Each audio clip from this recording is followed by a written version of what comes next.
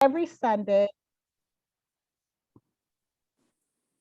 every Sunday, my family and I come together around the table and have our Sunday meal.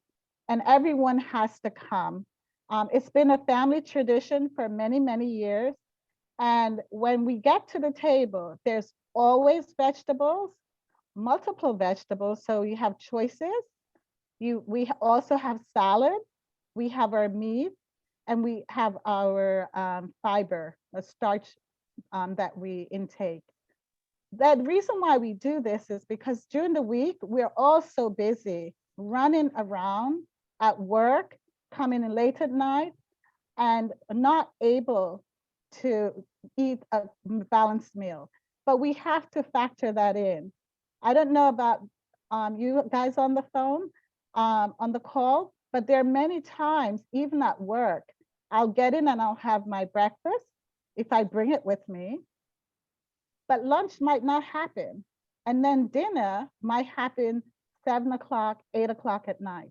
We cannot eat that way. In fact, we should try our best to stop our last meal like around 6 o'clock. And of course, we'll definitely need some snacks because we'll be hungry. So Dr. Shaw, I think, can I interject for a second if there's such a thing? I think that what you just stated, as far as having meals and stopping what time we eat is very important as well. And two, something that I failed to mention, and I think you're going to go on that right now, and I thought about the process while I was on my slides. Water content is very important as well. If we don't get that water content in from our daily drinking, we need to get it from our fruits and vegetable also. And when it's in the raw state form, it's the more water that we actually get in there. So I think it's very important that we also say that, and also that the time that we stop eating. It's not good to eat 8 o'clock, 9 o'clock at night and then go straight to bed as well. So that's important to be said. That's correct. And for those of you who are suffering from gastric reflux, because eating late at night is not a good thing.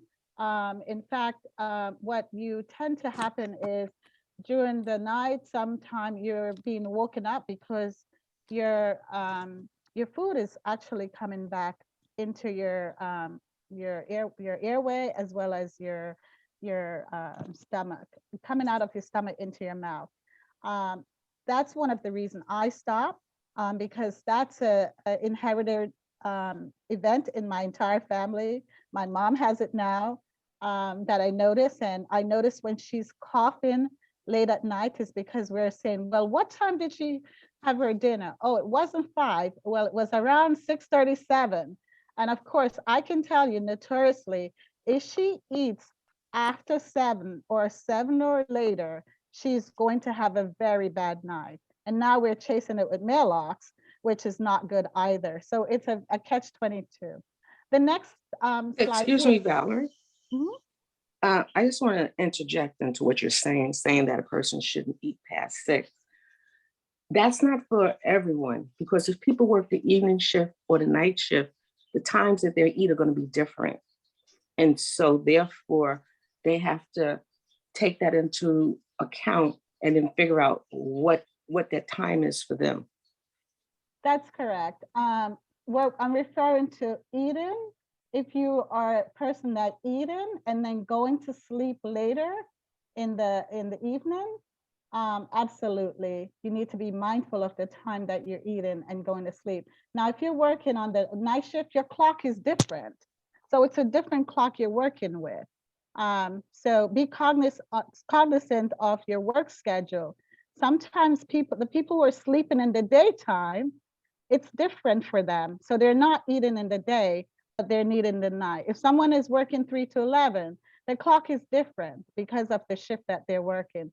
But if you're a person that's 9 to 5, or you can sneak your meal in there, you need to be cognizant of that the time that you eat and the time that you go to sleep is so important. It is recommended that you try not to go to sleep for at least 2 hours after you eat. the next thing that I would like to talk about, and we're running short on time here, but I'll speed up, is the vegetable component of the fruit component of what is the allowable servings. And that you can see from the picture, in terms of the orange juice, it's very important that you have a small serving. And I bought a small serving of orange juice so you can see this is about 4 ounces if you are going to be drinking orange juice. But sometimes what we do is we'll drink 8 ounces, which is too much. We need to stay with the allowable amount of orange juice. Same thing with an apple. For an apple, if you're going to eat an apple, we suggest that you eat a small portion of an apple as well.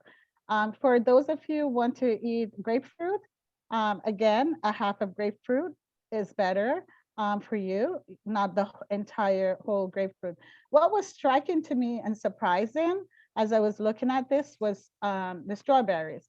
I eat strawberries crazy. In fact, right now in my freezer, I have tons of strawberries in there, and I would continue just eating and eating and eating, but the serving is 4, and be aware of that as well. So just to summarize, I know Madam Besser spoke about it before, but as you can see, these are the various serving size of the items that you should be eating.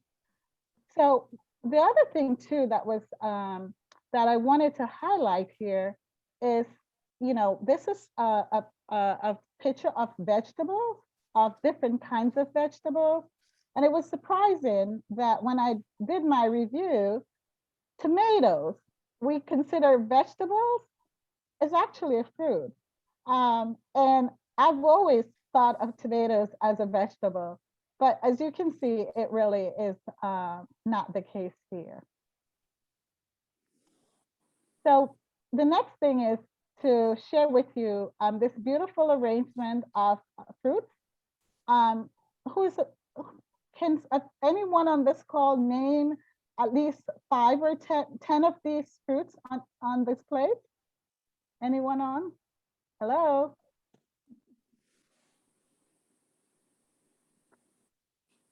I think there's lime, lemons, 2 different kiwi, blueberry, raspberry, mango,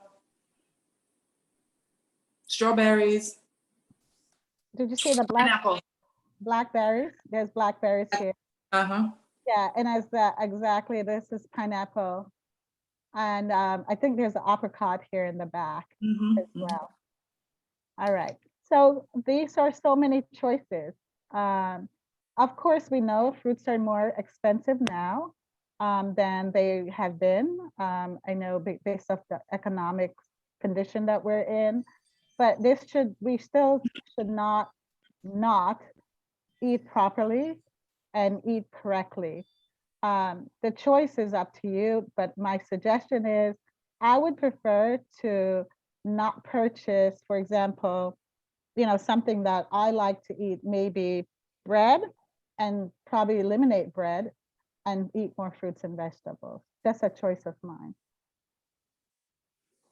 The one thing I wanted to highlight here is in this slide, it's really important that you be cognizant of calories and how many calories versus the serving size as well.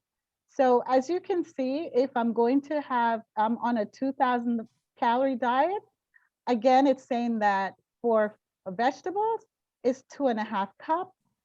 For fruits, it should be 2 cups. For grains, 6 ounces each. For protein, seafood, 5.5 ounces for the protein, but seafood is 8 ounces per week each. And then of course, meat and poultry, 26 ounces each per week. And then nuts and seeds and soy, 5 ounces each per week. Dairy, 3 cups each. And then oil, be cognizant of that. The other thing too, when I was doing this, looking this up, one of the oils that I really like to eat is to use is olive oil. I find olive oil to be easily digested, at least for me, because I do have a GI problem as well. And so I try to stay away from, the regular butter. I try to minimize that, just like Madam Basilis mentioned about the whole issue of health and eating correctly.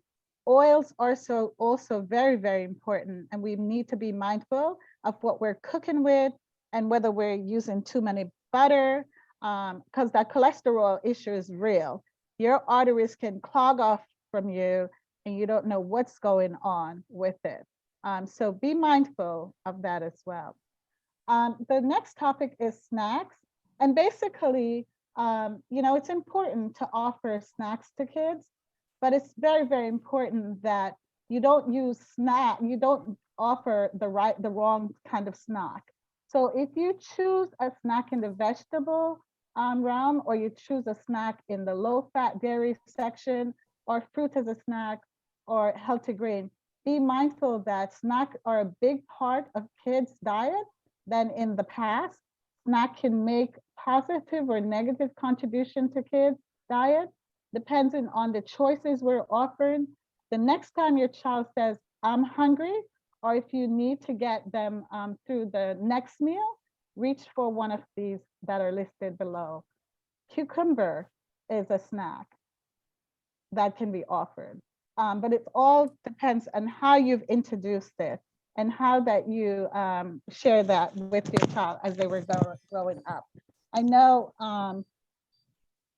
so if, for example, when they're younger, from they were small, you're eating a snack that is cucumber or snap peas or snow peas, and they see you eating that. This is a regular snack for us, then this is what we eat. At home, when we were growing up, we had to have fruits and vegetables, and we had to eat it. And guess what? It's like a part of us. Like my sister would sit here and have a huge plate of salad, and that's dinner constantly, not one time, all the time. Again, another thing I want to mention really quickly, we need to be careful and be cognizant of how we say and what we say and the phrases that we use. So as the caregiver, you play a very big role in your child's eating behavior. What you say have an impact on developing healthy eating habits. Negative phrase can easily be changed into positive comments or positive statements. I'm not going to go through all of this because we are out of time, but I just want to share with you that, for example, if you want to impress or get a child to cooperate, instead of saying, eat that for me, if you do not eat one more bite, I will be mad. We can't say that. We should not say that. I guess we can, but we should not. It's better to say, this is kiwi fruit. It's sweet like a strawberry. These radishes are very crunchy. Just describe what they're eating and share and show them as you're eating it that it's okay for them to eat it and it won't cause any major problems. The next thing is food reward and non-food reward. Food reward can lead to increased intake of unhealthy foods and encourage poor eating habits. Non-food rewards encourage healthy eating, can create an opportunity for physical activity to be used as a reward and increase your child's fitness level. Similar to what Sarah Yolanda said, and also our president has said as well. So the last thing, and I'm at the end, just wanted to ask you, can you name 5 fruits and 5 vegetables on this plate? And we don't have 10 minutes. We have like 2 minutes or no minutes. So can anyone, any of the parents? Hello? Feel free to put it in the chat.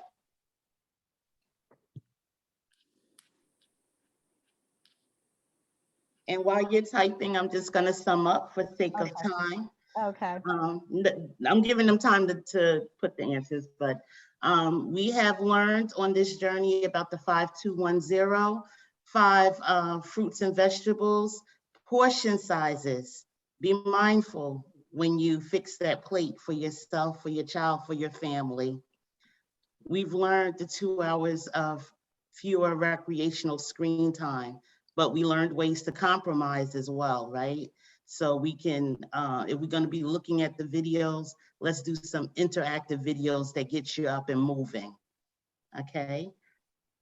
Okay, Mary's answered potato, pepper, pumpkin, pepper, string beans, and pineapple. Thank you, Mary. Excellent. Thank you. Hey. So, great. No, Any- go ahead, Val. So finally, the next slide is that the first person who can tell us what 5210 means will get a $50 gift certificate. Please put your answer in the chat. Any questions?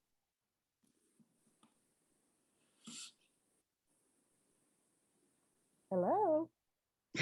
There- I May I don't think there are any go to- questions. I can? You've done such a great job, Dr. Shaw. I'm assuming no one has any questions. Okay, well, thank you so much. Sorry for the few minutes over. It was a pleasure talking with you guys, and I really love talking about nutrition, food, and vegetables because, I too have my own issues. I, at this point, are diligently working on making sure that I follow my doctor instruction. Years ago, I was diagnosed with my fibroids. That has grown, major surgeries. And by the way, I'm much healthier. They have not grown over many, many years because I made the decision to alter my diet, not to eat a lot of red meat, not to drink a lot of regular milk. I don't drink regular milk actually, and focus on eating fruits and vegetables and drinking a lot of water. So it is for health purpose. I think all of us, as we get older, we need to be cognizant and mindful that as we age, our body change, and things that we could tolerate before, we're not going to be able to tolerate as we get older. Physical activity is crucial. It's important for our mind, our body, and for our health. So thank you, everyone, and it was great talking with you today. Well, just certainly want to thank President Archer and Dr. Shaw for an extraordinary presentation. Let's give them a great big round of applause. You did an extraordinary job. This is very helpful as not just for young folks, but for us folks that are getting up there, because eating right and fruit and vegetables are extremely important. So I can't say enough about this presentation today, and is most appreciated for those that were on here and the parents that were on here. I'm certainly they walked away with a wealth of information. So great job, and thank you so much. And I'll turn it over to Yolanda for closing remarks. And I don't know who won, but if you want to announce who won, Yolanda, that'll be great. Okay, so Mary was the winner today of the $50 gift card. What's And- Mary's last name? Mary. Mary Scipio, Oh, okay. SCIO. And as I was summing up, 5210, we've learned a lot on this journey. 5 fruits and vegetables, be mindful of those portions, those servings. We want to look at those serving sizes and eat accordingly, right? We want to make sure that we get 2 or fewer hours of recreational screen time. Or if we do have to be on there more, let's make it interactive so that we can get some exercise in there along with it, right? Stand up and watch the TV if you have to. So that 1 hour, we're getting that exercise in each day. Walk in place, jog, go up and down the stairs, whatever it is. You can't say, I don't have a gym membership. You have a home, you have 2 feet, 2 legs, so keep it moving. And once again, sometimes we're not even hungry, folks. 0 sweetened beverages. Pick up that bottle of water. Hey, Not mine. pick up that bottle of water, drink it up. You'll Coconut find out juice. Here's the coconut juice. that your body is already full when you drink the water. It's not always that you're hungry, okay? So, and we need to be consuming that water each day. I have placed in the chat, and I will once more, the survey that we ask everyone to complete. It's very important that we get that information. The pre and post tests are both the same. It just talks about the 5210, and hopefully we've learned and gained something along this process. Thank you all for attending, and get out and enjoy the Juneteenth celebrations going on. Power to the people. Love you all. Power to the people. And Thank you so have a much, great everyone. Have a Father's blessed Day. day and certainly And look forward to happy it. Father's Day. And happy Thank you so Father's much. Day. That's right. Thank you so much. Enjoy your day. Happy June. Thank you. Okay, Stay Bye-bye. blessed. Bye-bye. bye.